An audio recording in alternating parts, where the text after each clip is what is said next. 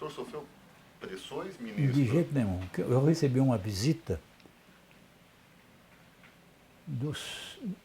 daquele Barbosa Lima Sobrinho, que era presidente da Associação Brasileira de Imprensa e era um dos acusadores, né? E o outro era o presidente da OAB, o Marcelo Lavener Machado.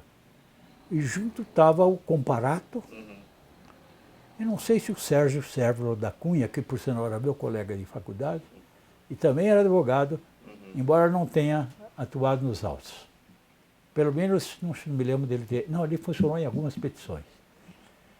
Vieram uma reunião, no fundo eles estavam meio constrangidos de falar comigo, porque o que eu ia falar comigo, né? As tantas, um deles falou assim: olha, presidente, nós queremos só estar certos de que Vossa Excelência está, como é que é?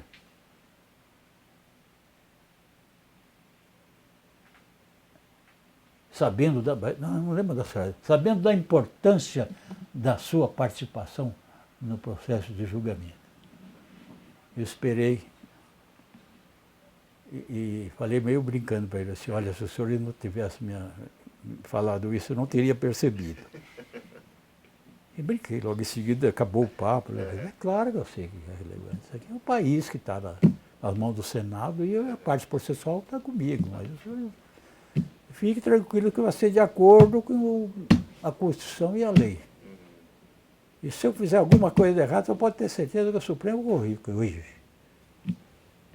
Então, fique tranquilo.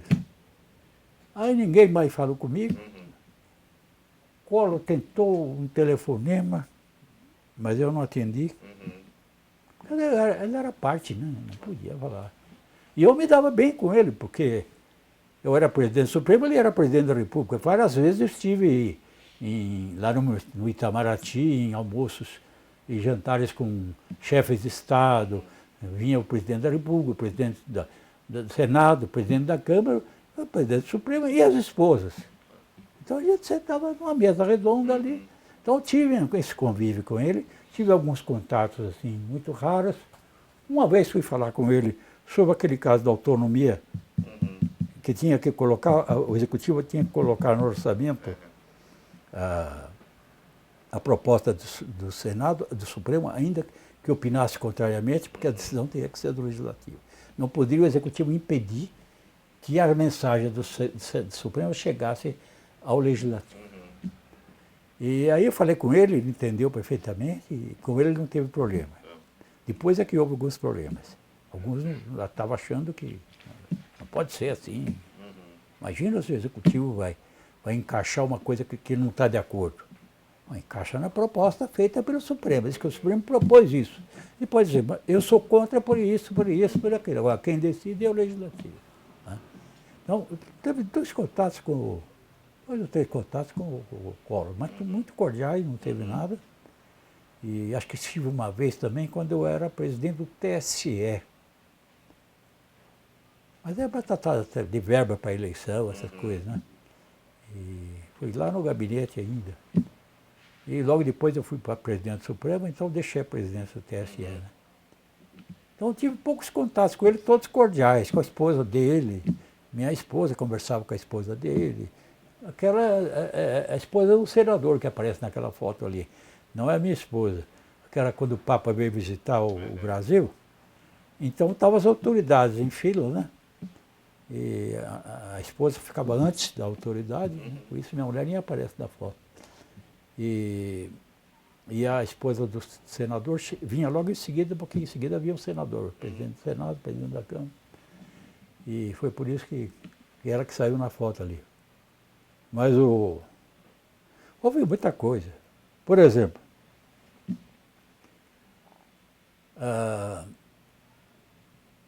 quando nós íamos julgar o mandato de segurança contra a Câmara, que era o primeiro mandato de segurança impetrado pelo presidente, eu ainda era presidente do Supremo e não havia assumido a presidência do Senado.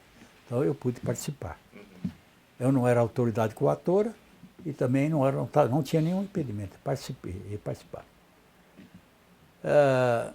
Na véspera, eu estava deitado, sabe?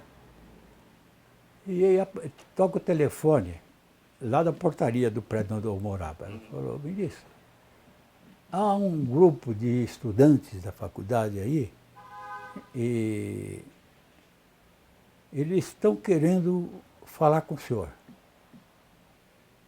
E eu olhei pela janela, tínhamos 100, mais ou menos, tudo com roupa branca, com lanternas, tinha uma câmera de TV. Eu botei a roupa, desci de calça jeans e camisa de manga curta e fui lá falar com eles. E eu fui logo dizendo para eles, eu sei com que vocês estão sendo procurados, estão preocupados, mas tudo vai ser feito de acordo com a Constituição e com a lei. Tanto no Supremo como no Senado, se houver processo de impeachment. Que no começo estava na Câmara ainda. Nada será feito contra a Constituição e contra a lei. Agora, os senhores que são estudantes de Direito, precisam acreditar nisso. Que os senhores que vão ser advogados amanhã, juízes, não acreditarem nisso, ninguém mais deve acreditar. Porque vocês devem acreditar nisso. Vocês acreditam? Falei assim, desafiei. Nós acreditamos, presidente. Então vai ser assim. E depois foi dar uma entrevista, aquele dia eu estava inspirado, saiu uma belíssima entrevista, mas não tenho fita, não tenho nada.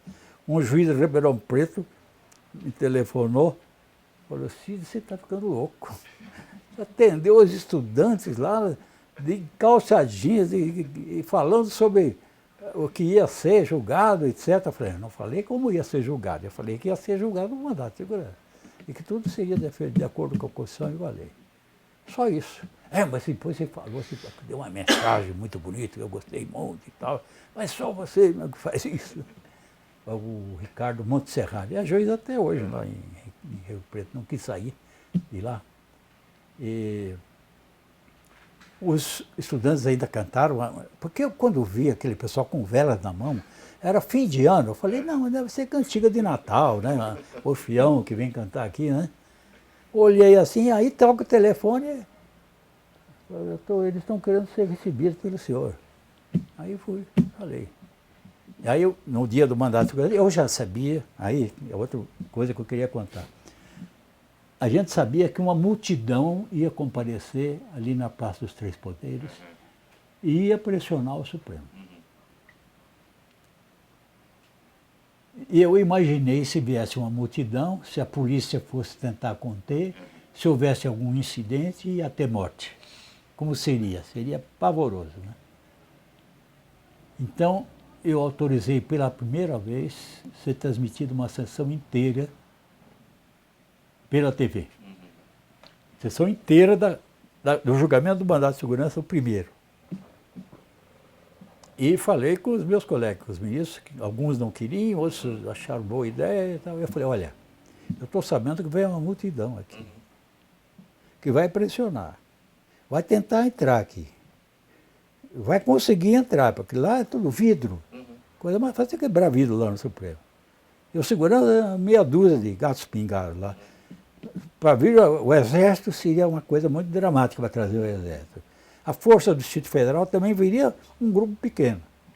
Eu não sei o que pode acontecer, mas se eles tentarem entrar aqui e quiser pressionar os ministros, eu vou suspender a sessão. Eu não vou fazer sessão com vocês sob pressão. Agora, talvez seja isso que o presidente quer. Ou o partido dele, ou os amigos dele.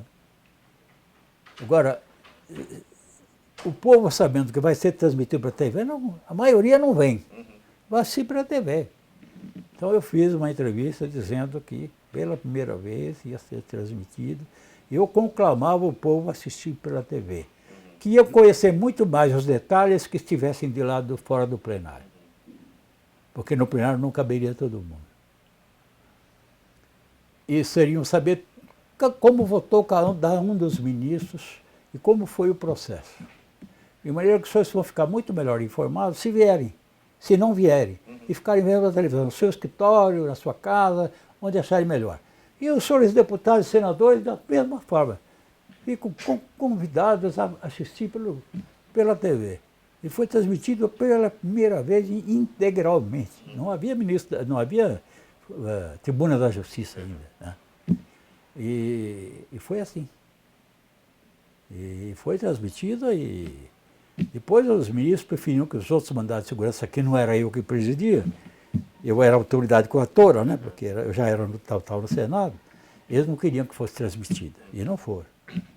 Mas primeiro essa primeira foi. E o povo que foi umas 500 pessoas no máximo. Mas que é uma multidão. E mais, estavam todos com cartazes, com coisa, com aqueles panos, com abaixa o presidente, né, queremos impeachment, não sei o quê. Mas ninguém entrou no plenário. Então foi bom eu ter feito aquilo. Né? Mas depois eu fui criticado, porque, não, imagina, não transmitir a sessão inteira. Na visão, na minha presidência do Marco Aurélio, ele implantou a TV Justiça, transmitindo direto. O mensalão inteirinho, todos os votos, a sustentação do relator, dos outros ministros, o Procurador-Geral da República, o advogado de defesa, todos eles. Quer dizer, mudou muito. Né? Mudou muito. Há quem se diga que é um erro, porque diga que muitos se deixam levar demais pela vaidade e se entusiasmam em aparecer tanto na TV. Eu acredito que eles são suficientemente maduros para não se deixar levar pela vaidade. Mais ainda, o povo está conhecendo o Supremo agora. Não conhecia nem naquela época.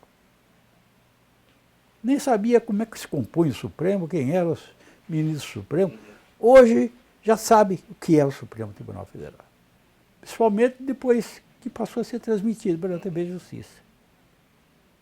E mais, o povo, até o povo que não tem nada a ver com direito, se interessa. Eu já conversei com muitas pessoas e disseram, não, eu assisti o julgamento do Supremo, assim, eu vi 2 ministros brigando lá, o que você acha? Não acha meio esquisito? Eu acho, não deviam brigar, né? Inclusive porque está sendo transmitido. Mas talvez estejam brigando porque está sendo transmitido. Porque um se sentiu ofendido pelo outro, e se fosse uma sessão comum, não pública, passaria apenas como um argumento a mais. Mas a vaidade surge nessa hora, né? E também o amor próprio, né? Então isso é... Enfim, há prós e contras. Há quem sustente que não deve haver e há quem sustente que deve haver. Eu acho que o povo prefere que haja transmissão. Os advogados, alguns acham que deve haver, outros acham que não. Eu acho que a maioria acha que deve haver. O Ministério Público também parece que não tem objeção. Tanto que o Procurador-Geral da República também fala em todas as sessões. Né? Então foi uma das consequências disso. Né? Agora, eu tomei essa decisão, eu ouvi os colegas, ouvi as objeções e fiz essas ponderações sobre o risco de vir uma multidão ali, querer invadir o plenário do Supremo.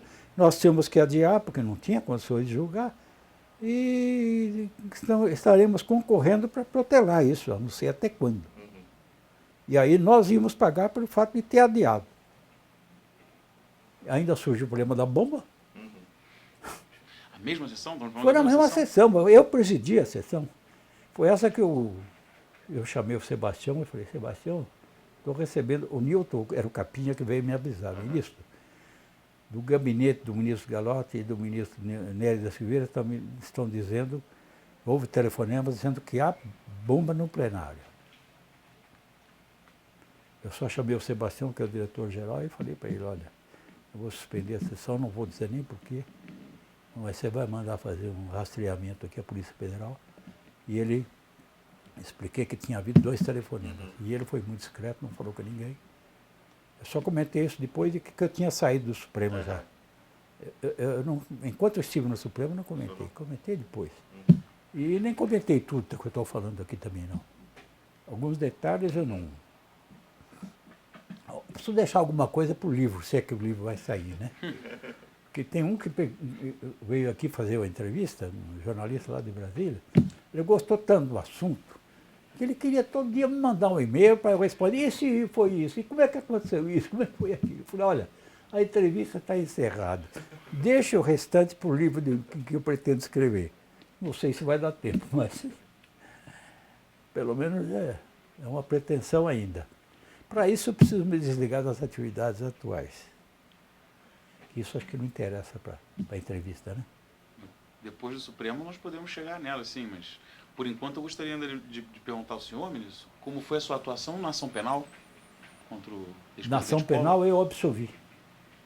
Eu absolvi porque achava que precisava haver ato de... Eu não era juiz, eu não era presidente mais, eu era juiz apenas. Tinha voltado minha condição de membro de turma do plenário, mas não era mais presidente. Porque o processo criminal demorou mais do que esses mandados de segurança. Houve a opção por 5-3.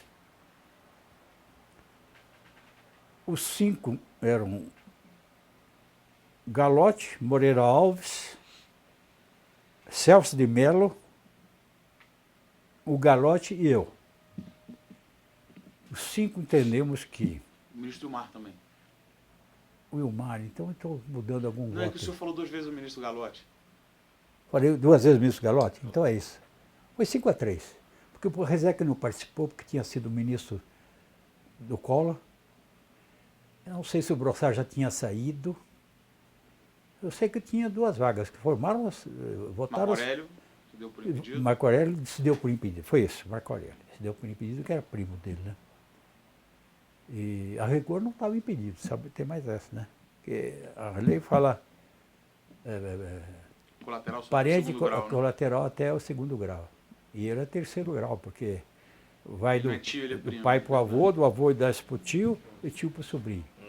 Então ele era primo, que nós chamamos de primo 1º grau, mas que no grau realmente civil é 3º grau.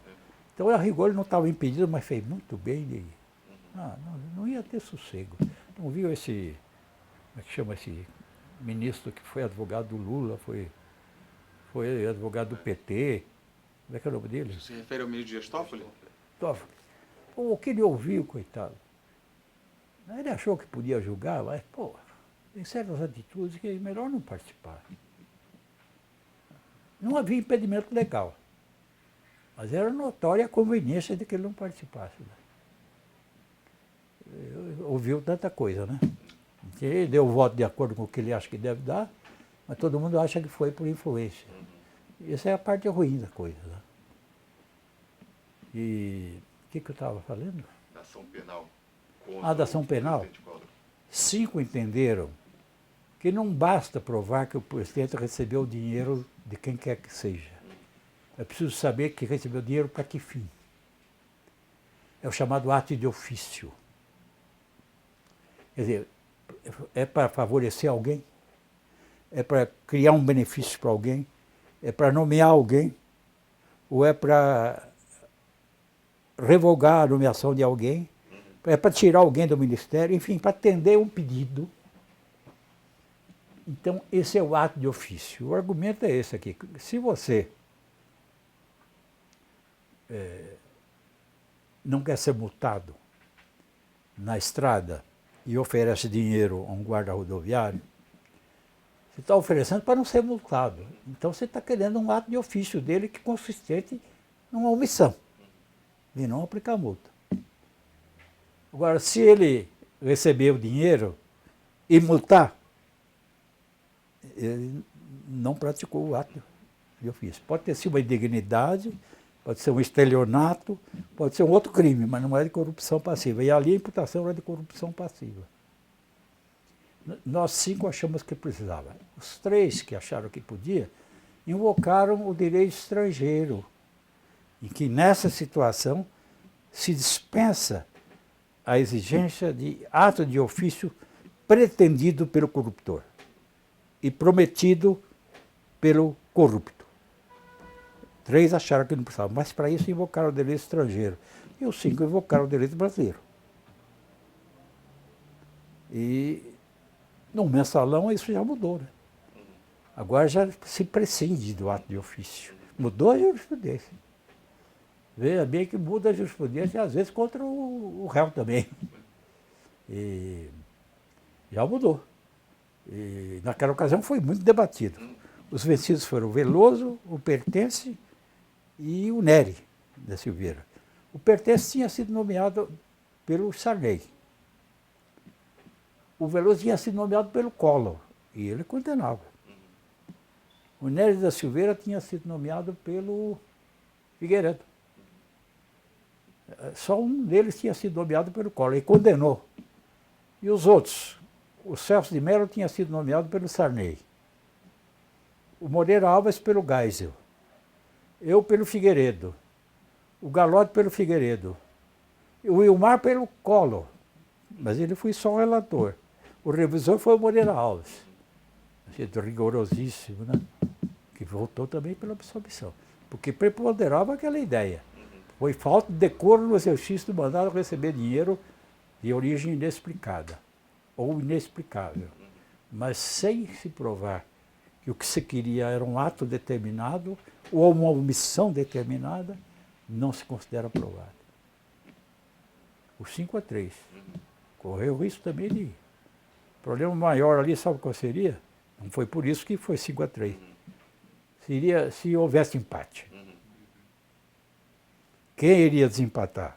2 estavam impedidos. O Rezec e o Marco Aurélio. Não podia convocar ministros do STJ, porque a essa altura o Supremo já tinha passado a entender que ninguém pode votar no Supremo não sendo o ministro do Supremo. Esperar quem fosse nomeado. Seria nomeado por quem? Sempre saberia suspeitar, esse é a favor, esse é contra. Como ainda hoje é assim, a suspeita, né? Como é que vai votar fulano a hora que começar o julgamento dos embargos infringentes no mensalão? Como é que vai ser o julgamento dos embargos declaratórios, né? Por quê? Porque foram nomeados pelo atual presidente, Sempre há quem alegue suspeição. Agora, se a pessoa não se sente suspeita, se sente em condições de julgar, não vejo motivo. Se não há impedimento, deve participar. Então foi 5-3, por entender que precisava haver um ato de ofício, uma omissão de ofício, pretendida pelo corruptor e prometida pelo corrupto. Sem isso não há corrupção passiva.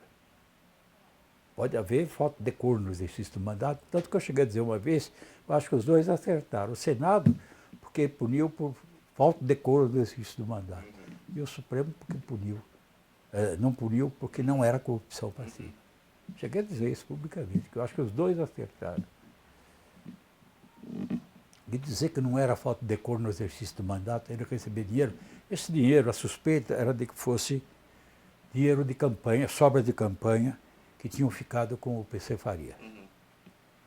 E o PC Farias, segundo se diz, prometia coisas por causa do acesso com o presidente. Mas nunca se provou que o presidente tinha prometido coisa alguma. E o PC Farias foi condenado. Foi condenado.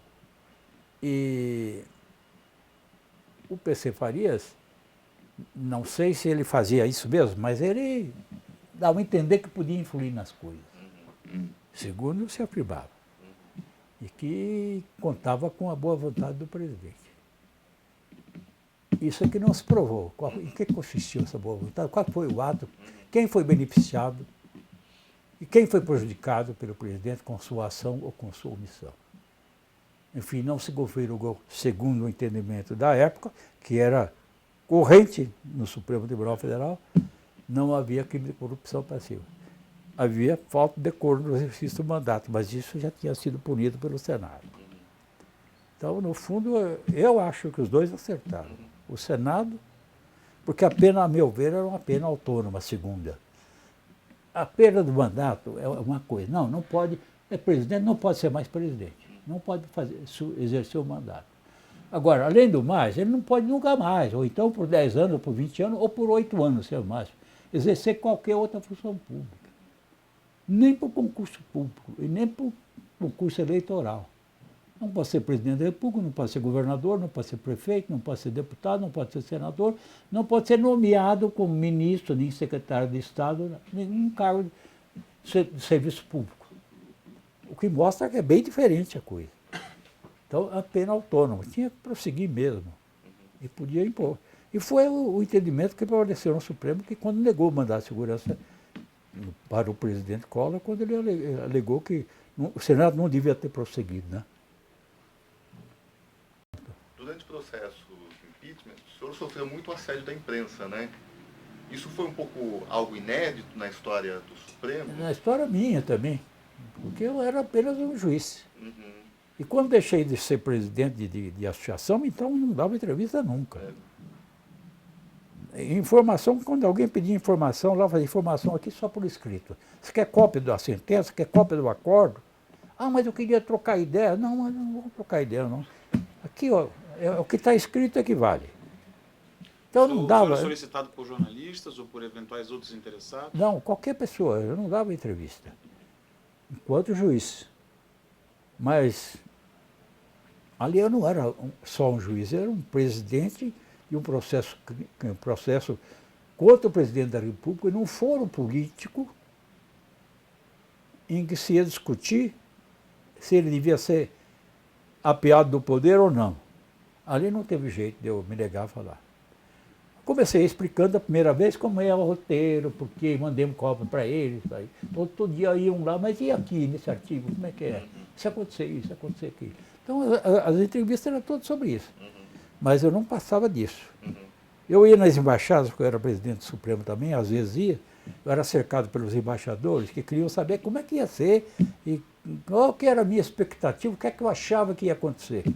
Eu sei que vou presidir de acordo com a Constituição e com a lei. E espero que o Senado julgue de acordo com a Constituição e com a lei. Agora, quem julga é o Senado. Eles queriam mandar mensagem para os respectivos governos, para dizer quais são as expectativas, né? Isso eu não fiz.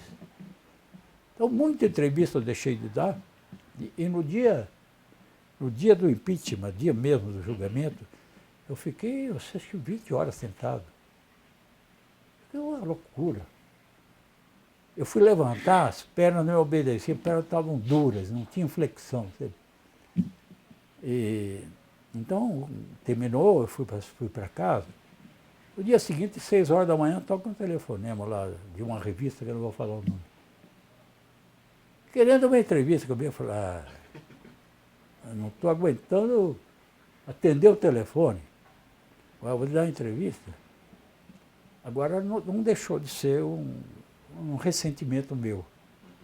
Porque uma semana antes, aquela revista tinha dito que eu tinha sido pressionado para adiar, depois da cassação do mandato do advogado Zé Guilherme Vilela Evaristo pelo presidente Collor.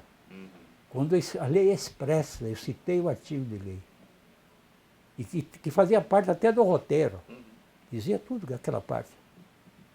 Mas fiquei aborrecido, porque essa revista fez uma entrevista comigo sobre a parte em que estava o processo, tirou fotografia minha de tudo quanto é jeito. E saiu no dia seguinte dizendo que eu tinha colaborado para adiar. Eu falei, tá bom, então, entrevista comigo nunca mais. E no dia do julgamento, essa revista ligou lá, que queremos fazer uma audiência, uma entrevista maior, com Vossa Excelência, não sei o quê. Olha, eu estou muito cansado, Eu não estou nem em condições de raciocinar para responder ao telefonema. Imagina a entrevista. E não dei entrevista.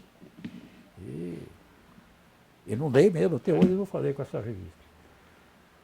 E não posso dar o nome. Mas...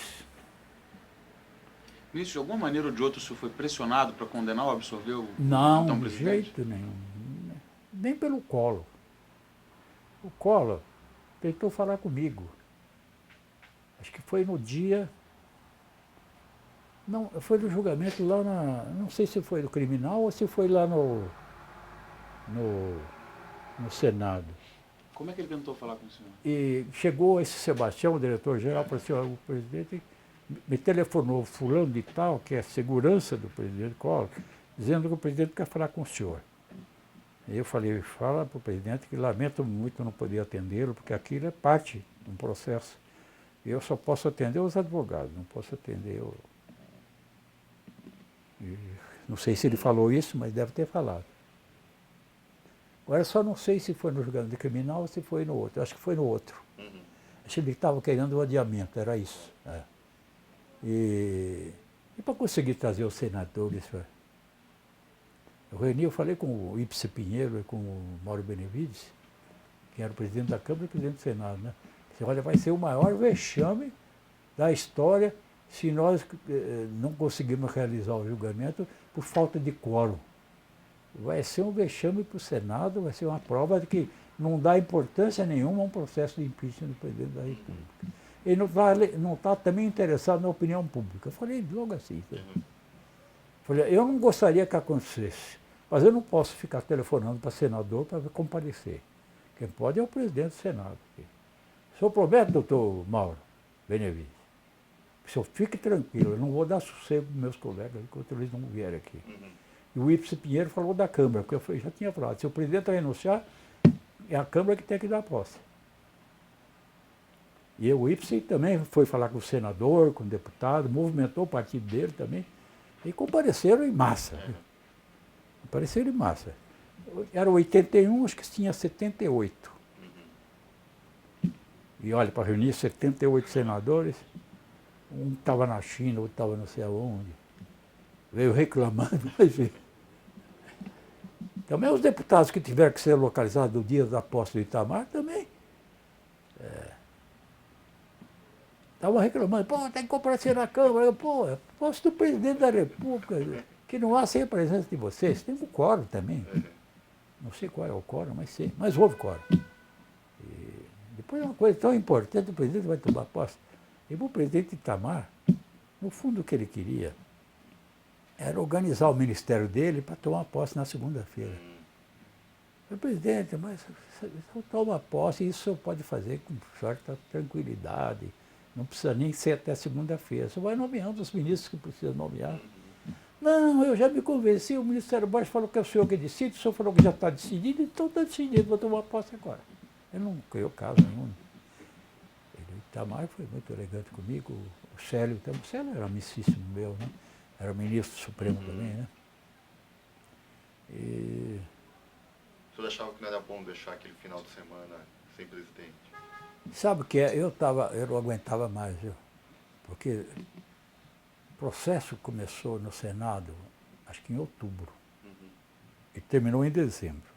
Mas o presidente Collor chegou a dizer o seguinte, uma ação de despejo demora 4 anos, 8 anos, 10 anos, agora o impeachment do presidente da República tem que ser em 3, 4 meses, dizendo que é isso. Então eu dei uma entrevista dizendo, olha, despejo eu joguei muitos, mas impeachment de presidente da República nunca. Eu não posso dar o mesmo tratamento que se dá um despejo a um impeachment do presidente da República, até porque o país está parado. O país parou, né? A economia parou, o noticiário da imprensa era só aquilo. E eu mesmo deixei de sair muita coisa aí, porque eu não quis dar entrevista. Você não ficava muito arroz de festa, né? E muita entrevista não dei. Eu falo assim, eu dei uma entrevista coletiva explicando como é aqui, você procura com seus colegas aí, você, rapaz, uma entrevista exclusiva, que vai sair não sei aonde, você, não, eu já dei a entrevista. Você invocava daqui da Globo, você não podia dar uma entrevista. Eu não posso dar entrevista exclusiva, eu já te falei, eu convoquei a imprensa para responder, que todos estavam perguntando como é que ia ser o processo, eu explicava isso, e assim, o que tinha acontecido e o que podia acontecer, mas sem julgar.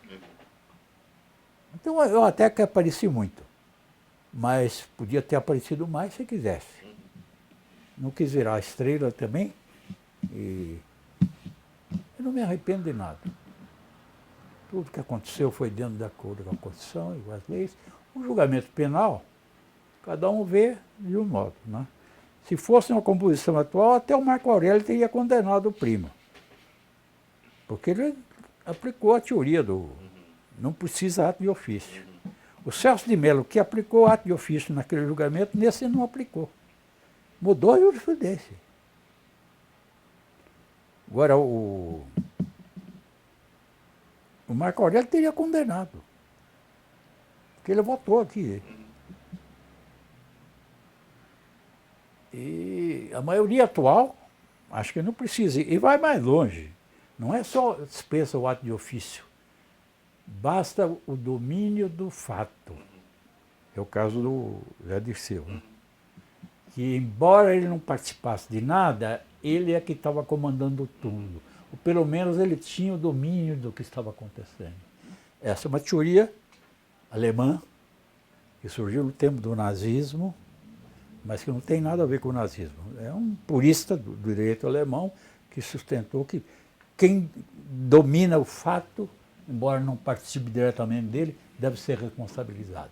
E foi isso que o Supremo concluiu. E concluiu também que não precisa o ato de ofício. Por maioria, mas concluiu. E aí até o Celso de Mello mudou o voto. E o Marco Aurélio, que não queria votar naquela ocasião, teria que ter condenado o primo, se pudesse votar. Porque aplicou a teoria de que não precisa o ato de ofício. Agora, o direito estrangeiro que foi invocado foi, se não me engano, da Irlanda, da Noruega e um país nórdico lá que tem norma expressa a respeito. E nós não temos norma expressa. E a jurisprudência era toda nesse sentido, né? No Supremo, inclusive. De maneira que, se tivesse mudado, aí sim podia dizer que mudou para julgar o presidente Collor. O senhor não imagina que houvesse pressão da opinião pública para que o presidente fosse condenado? Olha, se houve, os três que votaram contra fundamentaram tão bem os seus votos, dizendo o seguinte, que para a corrupção não precisa prometer ato de ofício e nem omitir ato de ofício. Basta aceitar dinheiro de origem inexplicada. Isso poderia até caracterizar uma receptação se soubesse que o dinheiro tinha sido obtido ilicitamente. Mas nem isso ficou demonstrado. O que se sabia, pelo menos o que corria, era que, quando a eleição do Lula e do Collor, os empresários do país estavam preocupadíssimos com a eventual eleição do Lula. Então despejaram dólares na campanha do Collor. Diz que tinha 100 milhões de dólares de sobra de campanha. E que esse dinheiro é que era repassado pelo PC para o Lula. Isso seria um crime eleitoral se já existisse naquela ocasião. Mas não existia. E não era crime de corrupção passiva. E podia configurar falta de decoro no exercício do mandato. Receber dinheiro de origem inexplicada é pelo menos falta de decoro no exercício do mandato. Então foi isso. Muitas coisas. Porque, nós conversamos sobre o Supremo, onde a gente tem uma gama de assuntos que a gente gostaria de ouvir o senhor. A gente provavelmente ouviu sobre o assunto que mais lhe marcou, que provavelmente foi o que a gente poderia chamar, o caso Fernando Collor de Mello. Mas com certeza o senhor teve outras experiências. O senhor poderia, assim, primeiro de uma maneira geral, nos dizer que outras experiências marcaram o período que o senhor passou no Supremo Tribunal? Olha, eu tive tantas, mas tantas, que eu já não sei se me lembraria de alguma assim destacada. Eu que jogava habeas corpus também, matéria penal, jogava extradição de estrangeiros, né? Jogava tudo. Nos primeiros quatro anos, eu jogava tudo. O Supremo tinha competência. Ele tinha até, naquele tempo, a arguição de relevância da questão federal, que hoje tem um paralelo na chamado requisito da repercussão geral da matéria na opinião pública, não na opinião pública, no panorama político, econômico, social, moral do país. Então, esses são os casos em que o Supremo tem autorizado, por decisão virtual do plenário, cada um manda uma mensagem para o outro, que admite que tem repercussão geral, interessa uma camada muito grande da população. Então, esse é o requisito que tem sido exigido por emenda constitucional que foi acrescentada pelo Congresso e julgada constitucional pelo Supremo. Naquele tempo tinha a chamada arguição de relevância da questão federal. Eu cheguei a ser membro do Conselho Nacional de Justiça. Não, era Conselho Nacional da Magistratura. O Conselho Nacional de Justiça é esse de agora, coisa recente. E lá os julgamentos eram bem administrativos, sabe? A gente chamava o cidadão, um deles chorou na minha sala lá e se aposentou. Ele tinha Em tentado, virtude de? ele tinha tentado pressionar uma juíza a decidir uma causa a favor da filha dele. E ele também era magistrado. Ele era presidente do tribunal, não do Supremo. Presidente de um tribunal, eu não vou falar de onde. E ele chorou na minha sala, eu disse, olha, eu se estivesse no seu lugar me aposentaria, porque só vai responder por isso aqui, é punição com certeza. Não foi ser isso, não. É um caso de um inquérito que foi queimado no estacionamento de um supermercado na madrugada. E um cidadão viu que alguém estava no estacionamento queimando alguma coisa. Depois se apurou que era um inquérito policial de um certo estado desta federação. E era um caso de homicídio, e o suspeito era, se não o prefeito, o filho do prefeito. Nós abrimos processo e o cidadão foi para... Eu não sei o julgamento, porque já não existia mais o Conselho Nacional da Magistratura. Já tinha sido extinto para a Constituição de 88. Só depois, com a emenda constitucional de 47, né, que foi de 2005, 2006, é que foi criado o Conselho Nacional de Justiça. Naquele tempo, acabou-se com o Conselho Nacional da Magistratura. Mas tem mais coisas. Esse caso, o senhor como alguém que eventualmente tem que julgar a conduta de colegas, esse seria o caso que mais espantou o senhor, o caso mais... Isso aí, eu tenho a impressão que foi um juiz de primeira instância que queimou o inquérito policial. O inquérito estava queimado, assim, pela metade, ainda aparecia parte aproveitável do inquérito. Eu mandei para o ministro da Justiça, mandei para o Procurador-Geral da República, mandei, enfim. Porque, afinal de contas, precisava apurar não só o crime, o de homicídio, como apurar esse outro, né? Destruição de autos. Então, agora, julgamentos muitos, ações diretas de constitucionalidade, de um Estado contra outro, parte tributária, muita coisa tributária tinha lá, né? Parte eleitoral, fui presidente do eleitoral também, né? Presidente do Tribunal Superior Eleitoral. Lá, eu fui relator da eleição do Collor. Eu era vice-presidente, o vice-presidente é o relator das eleições. O presidente participa, mas não é relator de nada. Só participa se houver matéria constitucional, aí ele participa para julgar. Então o presidente, o relator das eleições é o vice-presidente. Eu era vice-presidente e o Rezec era o presidente.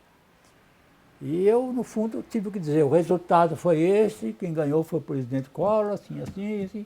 Ainda combinei com o Rezec como é que seria ser o diploma do presidente Collor, porque até então a eleição era indireta e era no Congresso, né? E eleito por um militar, escolhido pelos militares, né? E com aprovação do Congresso. Ali era o primeiro que era eleito pelo sistema democrático. E aí tivemos que escolher o modelo, porque o modelo antigo não combinava mais com os tempos, né, modernos. Aí troquei ideias com o Rezec, e esse diploma foi entregue ao presidente Collor. E depois eu presidi o processo de impeachment tirando esse mandato dele. Foi frustrante? O senhor ficou frustrado com isso? Eu fiquei, digamos, como vou definir? Fiquei surpreso com a evolução histórica do país. Que podia ter sido um desfecho muito desagradável para o país, né? Se, por exemplo, houvesse um acerto lá, um conchavo. Uma das coisas que se pleiteava adiamento era esse, passar para o ano seguinte, que já era final do ano de 92. Passar para o ano seguinte tinha a Feira de Janeiro, aí tem aqueles acertos e tal. O presidente com a caneta na mão. Então, nós tínhamos que terminar aquilo o mais rápido possível. Agora, não podia violar a Constituição nem a lei. Isso não foi violado. E, agora, Eu acredito que os senadores tenham sido pressionados pela opinião pública, isso eu não tenho dúvida. Porque a opinião pública queria o presidente fora. Essas marchas agora não falam em fora Dilma, nem fora Alckmin, nem fora prefeito. Falam educação, saúde, transporte, falam de tudo, inclusive padrão FIFA, tudo padrão, educação padrão FIFA, tudo isso. Mas ainda não falam em derrubada. Agora não, no tempo do Collor não, queria fora Collor. E a moçada saía pintada, com o rosto pintado, as caras pintadas, né? E a multidão, né? E não ia só jovem, não. Aí a pressão sobre o Congresso, sobre o Senado, a opinião pública era muito grande. E além disso, ele não tinha apoio no Congresso. Porque ele tinha... Diziam que ele se achava que ele tinha sido eleito pelo povo, não tinha que dar satisfação para partido nenhum, para político nenhum. Né? Isso aí é um suicídio, né? Porque ele tem que ter habilidade para saber lidar com os partidos, para conseguir aliados, conseguir... Que métodos usar, não sou eu que vou dizer quais são. Se são os que são usados agora, ou são os que foram usados antes, ou sempre foram usados, não sou eu que vou julgar. Isso aí é um problema para vocês, sociólogos e historiadores, pensarem nisso. Hoje já está se falando em uma reforma política, né? Que iria cuidar desses aspectos, mas parece que nem passou. O Congresso não quer fazer isso, e muito menos vai valer na primeira eleição agora. Então, fico dito pelo não dito. Agora, se a presidente começar a tomar providências para a educação, para a saúde, para o transporte, e os governadores também, os prefeitos também, logo, logo passa. Mas se não tomarem, o povo vai votar. E o povo dessa vez estava a fim de... E mais, naquela época não havia depredação, não havia quebra-quebra, não. Era marchando com o pessoal de braço dado, cantando o hino nacional, gente com bandeira, pintado de bandeira aqui. O presidente Collor tinha feito um desafio quando se pretendeu requerer o impeachment dele. Ele disse que o povo devia sair de luto porque o primeiro presidente eleito democraticamente depois do regime militar estavam querendo submetê-lo a impeachment. Que o povo deveria sair de luto para protestar. E o povo saiu, não ao contrário, né? Ao contrário. Saiu ao contrário. Ele pediu verde e amarelo. Verde e amarelo, o povo saiu de luto. O povo queria. Agora, não se esqueça o seguinte, o Collor fez o confisco da poupança, né? No começo do governo dele. Aquilo foi o tiro. A pessoa só podia usar 50 mil. Quem tinha mais que isso não podia usar. Aí teve que ir à justiça, a justiça teve que... O senhor chegou a julgar algum mandado de segurança que pedia liberação? Mandar segurança, não. Então, desculpe, o plano que o senhor chegou a julgar? Nós julgamos a ação direta de constitucionalidade, mas quando ia ser julgado o mérito, porque primeiro foi colhida informações do presidente, do Senado, do advogado-geral da União e do Ministério Público. Quando ia ser julgado, começaram a pagar as primeiras prestações do confisco de poupança. Aí, se nós julgássemos incondicional aquilo, nossa, ia cair o mundo em cima de nós. E a rigor estava prejudicado já, né? Porque o pagamento já estava sendo feito, devolvido. O Celso de Mello deu um voto sobre o mérito que já não estava sendo julgado, porque não podia mais ser julgado, porque ficou prejudicada a ação direta de inconstitucionalidade. Perdeu o objeto, né? E ele assim mesmo quis deixar registrado um protesto e proferiu voto sobre o mérito, julgando procedente da ação direta. Ministro, deixa eu fazer uma outra pergunta. O senhor estava no Supremo num momento peculiar, que é o senhor, como magistrado constitucional, o senhor operou com duas constituições diferentes. 67, 69. Sim, o senhor chegou a julgar. Quatro diferentes. 46, 67, que é a emenda constitucional número 1, e a de 69, que era a emenda, a Constituição de 67, e a emenda constitucional número 1 de 69, que fez nova Constituição, né? Então eu julguei sobre 4 Constituições. 46? 46 foi aquela da época do impeachment. A lei era de a Constituição era de 46. E a lei do impeachment era de 50, que foi elaborada ao tempo da Constituição de 46. Ah, mas vigente estava É. a Constituição de 69. Eu tive até... Eu separei as constituições todas aí, quando eu imaginei que vocês fossem perguntar sobre impeachment, e dei uma olhada lá. 46 é que dizia que a Câmara dos Deputados autorizava e, curiosamente, julgava procedente a denúncia, mas mandava para o Senado prosseguir no julgamento. Eu falei, isso aqui, no fundo, é uma pronúncia. É como se o juiz do Tribunal do Júri, o juiz da Vara Criminal do Júri, dissesse, admita esse julgamento pelos jurados. Mas não é julgamento dele. No fundo, era uma imprecisão, porque a Câmara não julgava. Autorizava o Senado a processar. Mas usava a expressão, se julgar procedente da denúncia, remeterá ao Senado para prosseguir no julgamento. Se houve um julgamento, como é que podia haver outro? Só se era uma espécie de instância. Mas tudo isso foi estudado quando mudamos aquele modelo, aquele roteiro. Deu um trabalho danado aquele roteiro lá, deu mais trabalho do que o próprio processo. Mas, perdão, ministro, o que mudou no cotidiano do Supremo com a vigência da... Deixa eu refazer a pergunta. Bom, o que mudou no cotidiano do Supremo com a vigência da Constituição de 88? Mudou muito a minha jurisdição, para começar. Eu tinha sido juiz substituto no começo da carreira aqui. No começo da carreira, o juiz substituto não podia julgar certas ações. Por exemplo, falência e concordata, não podia julgar desquite. Aquele tempo era desquite, não era divórcio. Não podia julgar matéria criminal quando a pena fosse de reclusão, só podia julgar detenção. Enfim, tinha uma jurisdição menor. Era como se ele não fosse confiável nessas áreas. Pelo menos não tem experiência nessas áreas, é bom ele não ter esse poder. Então, era limitada a competência dele. Quando ele era vitaliciado, ele se tornava juiz pleno, julgava todas as matérias, como se fosse titular.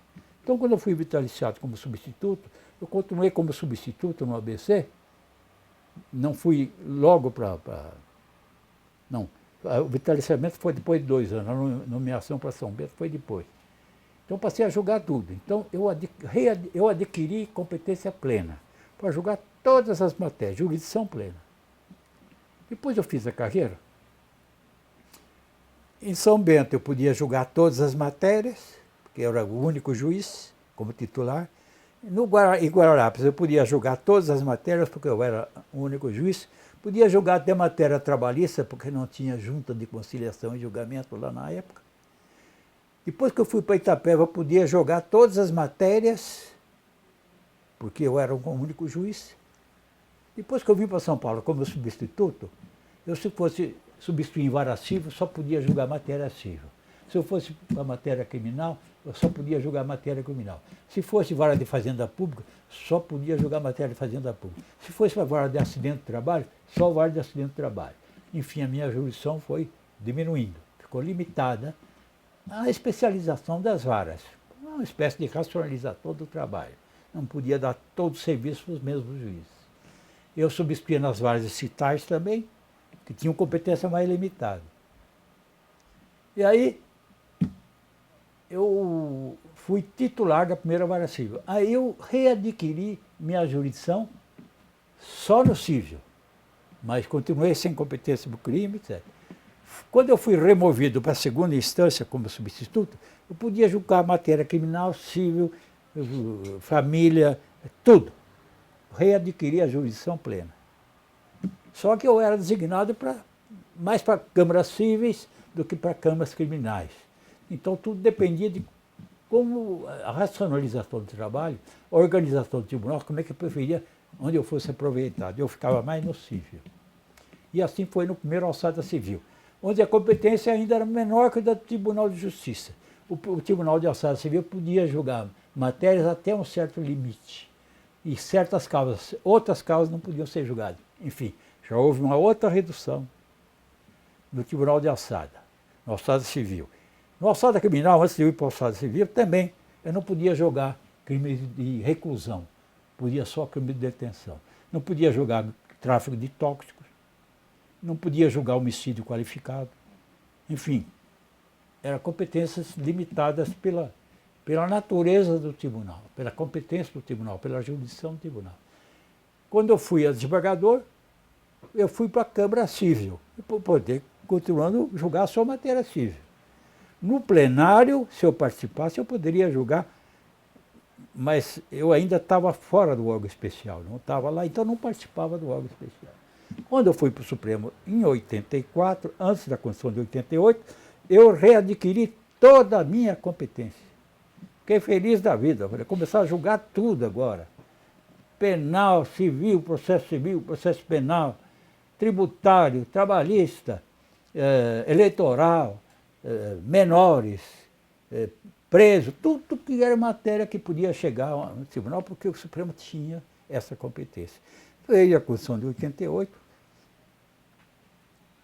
criou o Superior Tribunal de Justiça para julgar matéria infraconstitucional. Penal, civil, toda a matéria tributária. E nós, do Supremo, ficamos só com a matéria constitucional. E digo isso em termos de recurso extraordinário, porque em outras ações, por exemplo, mandado de segurança, podia julgar outras coisas. Também matéria infraconstitucional, dependendo de quem era a autoridade coatora, o presidente da República, o ministro do Estado, enfim. Tinha competências também que não eram só estritamente constitucionais. Eram deferidos para a Constituição, mas não sobre matéria constitucional. Isso podia ser sobre matéria... Realizações de competência originária do STF. Houve uma modificação. Por exemplo, julgar criminalmente um deputado, um senador, o presidente da República, isso é previsão constitucional. Mas é matéria penal, é infraconstitucional. Só que você também tem que observar a Constituição, o rito da Constituição, o contraditório, a ampla defesa. Não deixa de aplicar a Constituição também. Mas o que eu quero dizer é o seguinte, de 84 eu readquiri toda a minha jurisdição. Em 88 eu perdi. Eu passei a ter competência só sobre matéria infraconstitucional e com as competências originárias do tribunal. Não fiquei triste porque o volume era brutal. Teve uma redução de volume? Hein? Houve uma redução de volume de processos? Não, mas depois que eu saí. Só depois que eu saí. Por causa da emenda aí, que criou a súmula vinculante e criou essa repercussão geral como requisito do recurso extraordinário. Mas como é que o senhor fazia na sua época, então? O último ano que eu trabalhei, o ano inteiro, 12 mil votos de relator. Em um ano? É. Como é que o senhor produzia? Dos quais 11 mil eram casos repetidos. Eram casos que já tinham sido julgados no plenário, vinha, a assessoria dava o caso de assim, assim, assim, para o caso tem aplicação da decisão do plenário. Eu conferia, assinava o modelo que eu mesmo tinha feito. 11 mil casos. Agora, os outros 1.000 eram casos que não tinham passado pelo plenário, eram os mais trabalhosos. E os outros eram apenas um trabalho de conferir se ao caso se aplicava aquele precedente do plenário. Quantos assessores o senhor tinha? Então o trabalho era cansativo, porque todo mundo você tinha que prestar atenção, porque às vezes embarcava, você cometia um erro. Olha, realmente aqui eu apliquei, mas não era. Vinha os embargos declaratórios, a gente esclarecia, realmente isso não é, houve uma falha minha e tal. Isso já aconteceu algumas vezes. Mas o trabalho dos 1.000 é que era penoso. E os outros eram penosos também porque vinha aquelas pilhas. Né? Você não podia deixar aquilo tomar conta do gabinete, senão depois você não conseguia receber ninguém no gabinete. Né? Chegou uma época lá que no Supremo, no anexo 1, que hoje já tem um anexo 2 há muito tempo, né? E os processos ficavam assim na sala toda. Você tinha que passar no meio do corredor assim para ver processo. Uma loucura. Aí o Supremo decidiu que, enquanto o STJ não julgasse o agravo de instrumento para a subida de recurso especial, o Supremo não julgava o agravo de instrumento para a subida do recurso extraordinário. Então, em vez de ficar abarrotado o Supremo com os agravos de instrumento, os tribunais estaduais e federais que ficaram, né? Reclamavam muito porque não tinham de pôr os processos. Mas aqui no Supremo não vai ficar. Só vem para cá quando já estiver em condições de julgamento. Então, em termos de jurisdição, o que eu senti é que fui perdendo jurisdição. Mas, em compensação, foram surgindo causas de tamanha competência, essa de ação direta de constitucionalidade, que julga tudo. Né? Quando se fala que a lei é inconstitucional, você tem que decidir se ela é inconstitucional ou não é. Né? E também esse é o trabalho de lidar com leis mas para confrontar com a Constituição, né? Isso, a guerra fiscal deu um trabalho danado entre os estados. É uma infinidade de processos, e eu não vou me lembrar dos casos mais rumorosos assim, mas esse do impeachment, esse foi marcante por causa da circunstância de envolver o presidente da República. Envolveu o Senado, envolveu o Supremo, e envolver todas aquelas testemunhas importantes, né? E envolveu a opinião pública também, né? Eu via aqueles episódios do plenário do Supremo, que foram marcantes. Isso, desculpa voltar nesse assunto, é que eu fiquei curioso sobre como o seu gabinete funcionava. Como é que o seu gabinete funcionou para o senhor decidir 11 mil votos? 12 mil. Perdão, 12 A mil. média era essa, a média anual. E não era só minha, tinha ministro que produzia mais. Tem ministro que é mais rápido. Mas eu fiz no último ano completo de judicatura 12 mil. Como? Eu disse os 1.000, eram os 1.000 mais complexos que não tinham passado pelo plenário nem pela turma. Portanto, não tinha precedente. Não tinha que estudar. Os outros, eu tinha um modelo para todos os casos em que havia decisão do plenário.